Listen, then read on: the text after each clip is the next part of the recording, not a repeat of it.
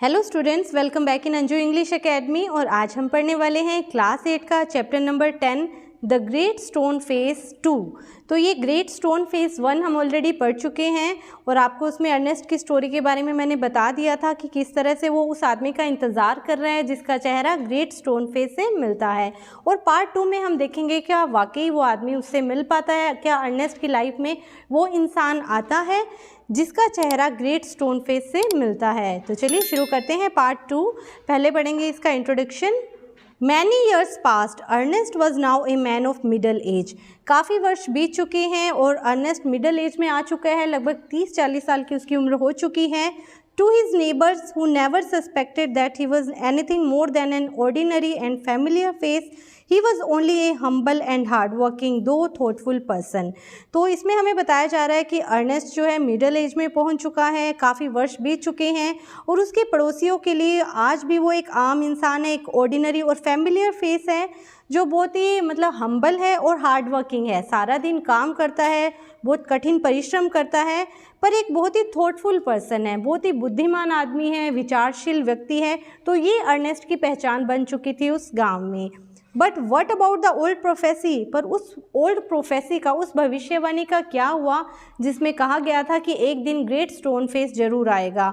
Was it ever fulfilled, क्या वो पूरी हुई? Let us read and find out. तो चलिए शुरू करते हैं इस चैप्टर को और देखते हैं क्या वो प्रोफेसी सच हुई या नहीं।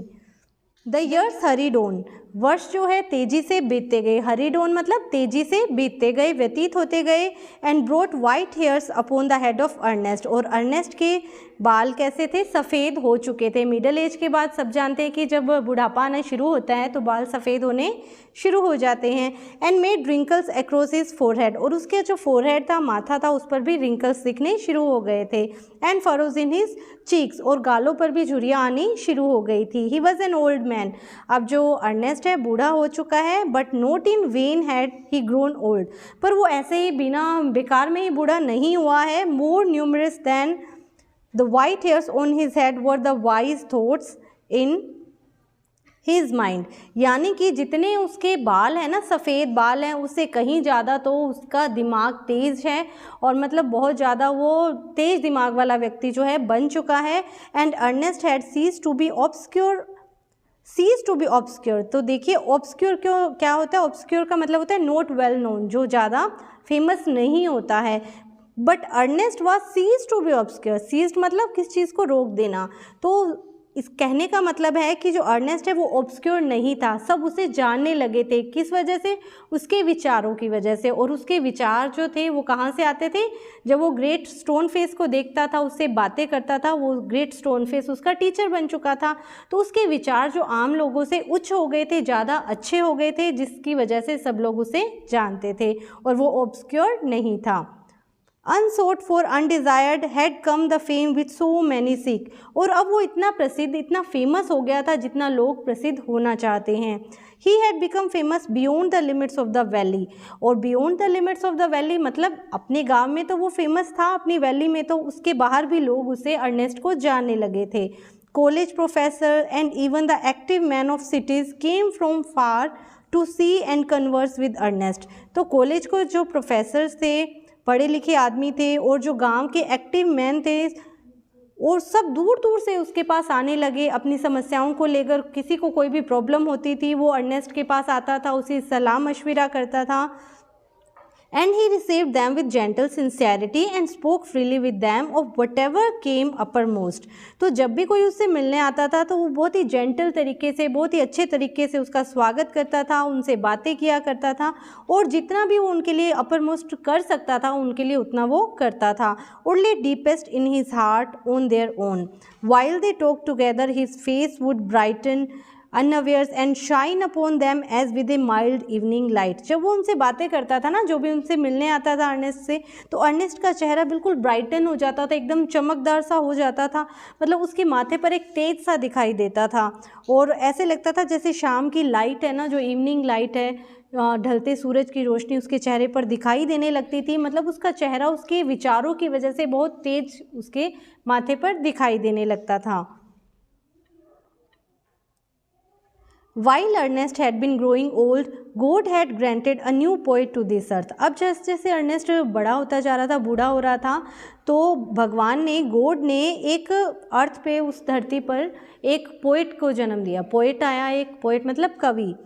तो he too was a native of the valley. तो उस धरती पर जो वो पोएट की बात कही जा रही है ना यहाँ पर, वो भी उस ग्रेट स्टोन फेस को बहुत पसंद करता था। और he too was a native of the valley but had spend the greater part of his life in distant cities. वो भी इसी गांव का था जिस गांव का अर्नेस्ट था, पर वो उस गांव को छोड़कर कहीं बाहर चला गया था और दूसरी शहरों में रहकर उसने अपना जीवन व्यतीत किया था। Pouring out his sweet music everywhere. और वो जो पोएट था, वो कवि था, अपने अच्छे से म्यूज़िक से, स्वीट म्यूज़िक से सब जगह वो घूमा करता था, सबको सुनाया करता था अपने गीत। Neither was the great stone face forgotten, for poet had celebrated in a poem. तो आज वो कई साल हो चुके थे गांव को छोड़े उसे, उस कवि को, पर वो ग्रेट स्टोन फेस को आज तक भूला नहीं था और उसके बारे में वो कविताएं लिखा करता था। The songs of this poet found their way to Ernest. अब धीरे धीरे वो जो पोएट था बहुत फेमस हो गया और जो उसने पोएम ग्रेट स्टोन फेस के बारे में लिखी थी वो भी बहुत फेमस हुई, तो उसके बारे में अर्नेस्ट को भी पता लगा। तो he read them after his customary toil. तो अर्नेस्ट क्या करता था, जब अपना पूरा दिन का काम, कस्टमरी टोयल होता है पूरे दिन का जो हार्ड वर्क होता है ना, यूजुअल वर्क होता है, वो करने के बाद जब वो फ्री होता था तो वो किताबें पढ़ा करता था। किसकी? उस पोएट की किताबें, पोएम्स को पढ़ा करता था। Seated on the bench before his cottage door. और किस तरह से पढ़ता था? अपने कॉटेज जैसे मैंने पहले भी बताया था, एक छोटे से घर को कहते हैं, तो छोटे से उसका जो घर था उसके दरवाजे पर वो एक बेंच पे बैठ जाया करता था। As he read he lifted his eyes to the mountain. जैसे ही वो उसकी पोएम्स को पढ़ता था ना, और फिर वो माउंटेन को, उस पहाड़ी को देखता था जहाँ पर ग्रेट स्टोन फेस दिखाई देता है।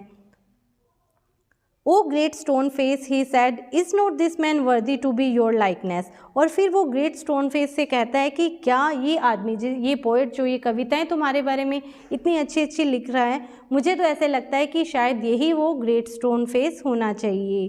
The face seem to smile but did not answer. अब क्या होता है, वो जो चेहरा जो होता है ना पहाड़ी में दिखाई देता है, द ग्रेट स्टोन फेस, वो मुस्कुराने लगता है पर कोई आंसर नहीं देता है।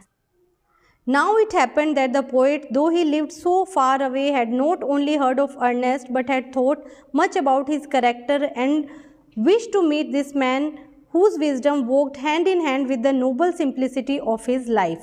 अब क्या होता है, जिस तरह से अर्नेस्ट को उस पोएट के बारे में पता लगा, तो पोएट को भी अर्नेस्ट के बारे में पता लग जाता है।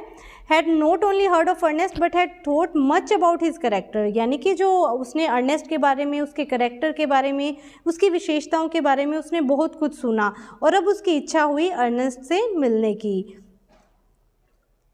वन समर डे, एक गर्मी की दोपहर की बात है। Therefore he arrived at Ernest door.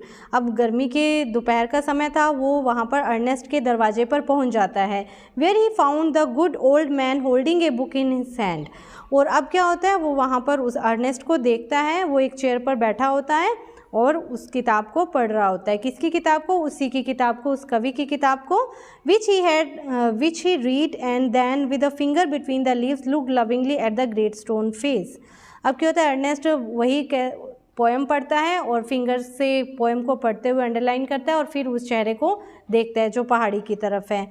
तो इस तरह उसे देखते हुए पोएट उसे बुलाता है और कहता है, good evening said the poet, can you give a traveller A night shelter. अब वो जो पोएट होता है उससे बुलाकर कहता है, गुड इवनिंग सर, क्या आप मुझे यहाँ पर शेल्टर दे सकते हैं? मैं यहाँ पर रुकना चाहता हूँ, मैं एक यात्री हूँ, बहुत दूर से आया हूँ और यहाँ पर रुकना चाहता हूँ। Gladly answered Ernest. अर्नेस्ट बड़े आराम से कहता है, ज़रूर आप यहाँ पर रुक सकते हैं, बहुत खुशी से। And then he added smiling, I think I never saw the great stone face look so hospitality at a stranger. तो अब जो वो स्ट्रेंजर होता है, वो पोएट होता है, वो कहता है, हंसते हुए मुस्कुराते हुए कहता है कि मैंने कभी नहीं सोचा था कि जो ग्रेट स्टोन फेस है वो इतना हॉस्पिटेबल होगा और एक अजनबी को अपने घर पर अलाउ करेगा रुकने के लिए। यानी कि इनडायरेक्टली उस पोएट ने उसे, अर्नेस्ट को, ग्रेट स्टोन फेस कहकर संबोधित किया। तो इस तस्वीर में आप देख सकते हैं अर्नेस्ट बैठा है, उसके हाथ में बुक है और पास में ही वो जो पोएट है खड़ा है, उससे बातें कर रहा है। The poet set down beside him, अब जो पोइट है उसके पास ही बैठ जाता है, and he and Ernest talk together, और अर्नेस्ट और वो दोनों आपस में बातें करना शुरू कर देते हैं।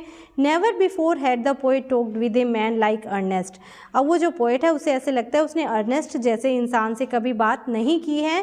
सो wise and gentle and kind, उसे लगता है कि अर्नेस्ट बहुत ज़्यादा बुद्धिमान है, बहुत ही साधारण सा भी है और बहुत ही काइंड भी है, दयालु भी है, मतलब वो उसकी पर्सनैलिटी से बहुत ज़्यादा इम्प्रेस हो जाता है। Ernest on the other hand was moved by the living image flung out of the poet's mind, अब जो अर्नेस्ट है ऑन द अदर हैंड, दूसरी तरफ अर्नेस्ट क्या है, was moved by the living image flung out of the poet's mind, अब poet के mind को देखकर वो भी बहुत ज़्यादा अच्छा महसूस करता है, दोनों को एक दूसरे की कंपनी जो है बहुत अच्छी लगती है और दोनों खूब सारी बातें करते हैं। As Ernest listen to the poet he imagine that the great stone face was bending forward to listen to, अब जब अर्नेस्ट उस पोइट की बातें बड़ी ध्यान से सुन रहा होता है, उसे ऐसे लगता है ग्रेट स्टोन फेस भी चेहरा नीचे बेंड करके और ध्यान से उसकी बातें सुन रहा है। He gazed into the poet's eyes, और उसे ऐसे लग रहा था कि ग्रेट स्टोन फेस भी उस पोइट की आंखों में देखकर उससे बातें कर रहा है। Who are you my gifted guest, he asked, अब अर्नेस्ट पूछता है कि आप कौन हो, उस पोइट से पूछता है कि आप मुझे बताएं कि आप कौन हो। The poet laid his finger on the book that Ernest had been reading, अब पोइट क्या करता है, अपनी उंगली को उसी तरफ इशारा करता है, उस किताब की तरफ जो वो अर्नेस्ट पढ़ रहा होता है। You have read this poem said he, और उससे पूछते हैं क्या आपने ये किताबें पढ़ी हैं। You know me then for I wrote them, फिर अब अगर आपने ये किताब पढ़ी है ना तो आप मुझे अच्छे से जानते हो क्योंकि मैंने ही वो किताब लिखी है, वो जो कविताएं आप पढ़ रहे हो उसका लेखक मैं ही हूँ। Again and again Ernest examined the poet's features. He turned towards the great stone face, then back. He shook his head and sighed. अब जब अर्नेस्ट ने तो ये सोच के रखा था कि जो ये पोएट है वही ग्रेट स्टोन फेस होगा, तो जब भी वो जैसे ही वो बताता है ना कि किताब मैंने ही लिखी है, मैं वही पोएट हूँ, तो अर्नेस्ट क्या करता है, ग्रेट स्टोन फेस को देखता है और फिर उस पोएट को देखता है, पर लास्ट में वो साई करता है, मतलब दुखी हो जाता है कि उसे उसमें सिमिलैरिटी दिखाई नहीं देती है। तो एक बार उसकी उम्मीद, उसका सपना फिर से टूट जाता है कि ग्रेट स्टोन फेस आने वाला है। Why are you sad? inquired the poet. अब पोएट पूछता है कि आप दुखी क्यों हो रहे हो। Because replied Ernest, all through life I have awaited the fulfillment of a prophecy. तो वो कहते हैं कि इसलिए मैं उदास हो रहा हूँ क्योंकि मैंने अपने बचपन से लेकर अब तक एक भविष्यवाणी सुनी थी और उसके सच होने का मैं इंतज़ार कर रहा था। And when I read these poems I hope that it might be fulfilled in you, और जब मैंने ये पोएम्स पढ़ी तो मुझे लगा शायद आप ही ग्रेट स्टोन फेस हो। You hoped, answer the poet fainting smiley. अब मुस्कुराते हुए वो पोएट कहते हैं क्या सच में आपने मुझे ग्रेट स्टोन फेस समझा था। To find in me the likeness of the great stone face, I am not worthy to be its likeness. मैं इस लायक नहीं हूँ कि मैं ग्रेट स्टोन फेस बन सकूँ। And why not asked Ernest, he pointed to the book, are not those thoughts worthy. तो Ernest book की तरफ इशारा करते हुए कहता है क्या आपके थॉट्स तो आपके विचार तो इतने महान हैं, तो आप में पूरी योग्यता है ग्रेट स्टोन फेस होने की। You can hear in them the distant voice of heavenly song आपके, but my life dear Ernest has not corresponded with my thoughts. वो कह रहे हैं, अब पोएट कहता है कि उसमें जो विचार आप पढ़ते हो ना, हेवनली थॉट्स हैं, उसकी मेरी लाइफ से कोई समानता नहीं है, मेरे जीवन से उसमें कोई भी समानता नहीं है। I have had grand dreams but they have been only dreams. मैंने बहुत बड़े बड़े सपने देखे हैं पर वो सिर्फ सपने ही हैं।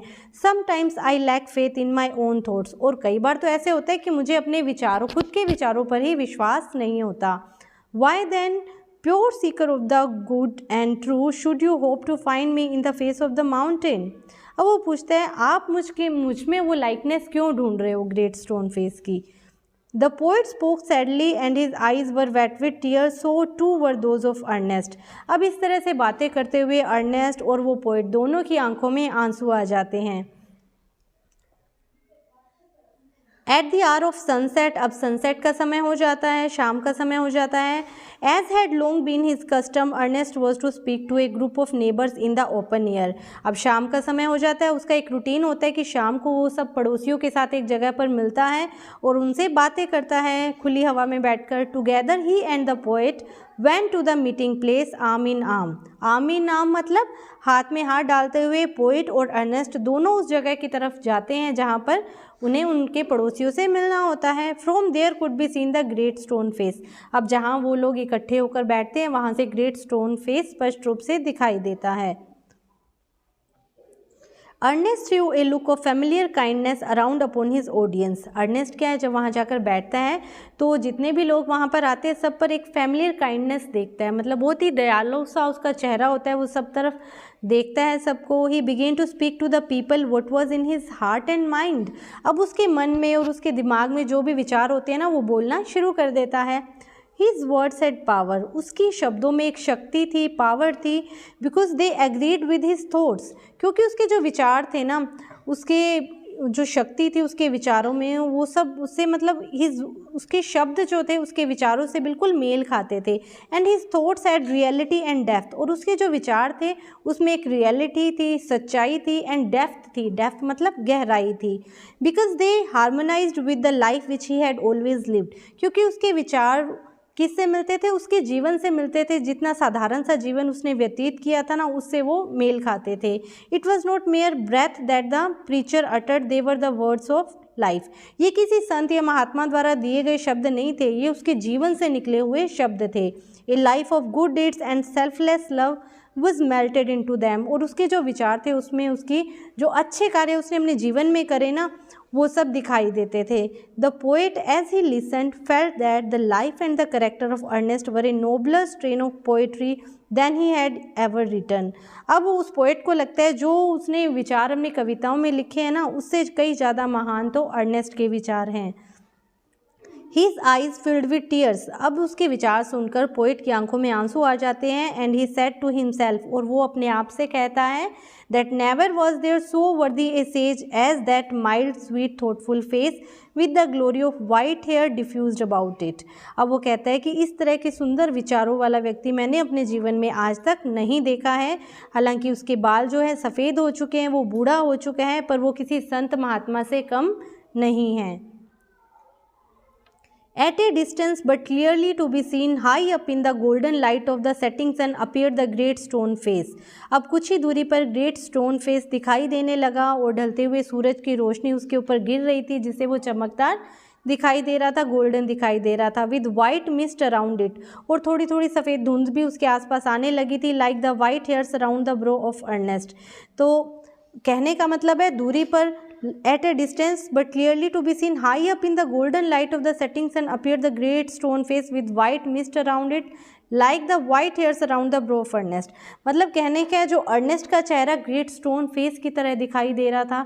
अर्नेस्ट के चेहरे के जो वाइट बाल थे ऐसे लग रहा था कि ग्रेट स्टोन फेस के आसपास जो धुंध सी आ जाती है ना वो दिखाई दे रही है। At that moment Ernest's face took on an expression so grand that the poet was moved to throw his arms up and shout, "Behold, behold! Ernest is himself the likeness of the great stone face."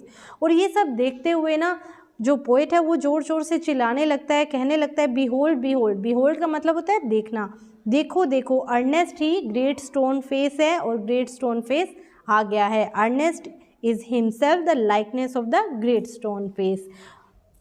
तो इस picture में आप देख सकते हो बच्चों Ernest और great stone face का चेहरा कितना सिमिलर सा दिखाई दे रहा है। Then all the people looked and saw that what the poet said was true. अब सब लोग देखने लगे अर्नेस्ट को और ग्रेट स्टोन फेस को, और सबको भी ऐसे लगने लगा कि अर्नेस्ट ही ग्रेट स्टोन फेस है। द प्रोफेसी वाज फुलफिल्ड, और वो जो भविष्यवाणी है सच हो चुकी थी। But Ernest, having finished what he had to say, took the poet's arm and walked slowly homeward। अब क्या होता है, अर्नेस्ट ने जो अपने विचार उस दिन रखने थे उसने वो बात पूरी कह दी थी, तो वो पोएट का हाथ पकड़कर अपने घर की तरफ वापस लौट जाता है। Still hoping that some wiser and better man than himself would by and by appear। तो अब वो अभी भी ये सोच रहा है कि एक दिन मुझसे भी ज़्यादा बुद्धिमान आदमी आएगा जिसका चेहरा ग्रेट स्टोन फेस से मिलेगा, bearing a resemblance to the great stone face, जिसका जो चेहरा है बिल्कुल ग्रेट स्टोन फेस के जैसा होगा। इसका मतलब है अर्नेस्ट ने अभी भी ये नहीं माना है कि वो स्वयं he himself is the great stone face, और उसे आज भी ग्रेट स्टोन फेस का इंतज़ार है। तो यहीं पर ये चैप्टर ख़त्म होता है। आपको ये कैसे लगा बच्चों, कमेंट करके ज़रूर बताना। वीडियो अच्छी लगी तो लाइक भी ज़रूर कर देना।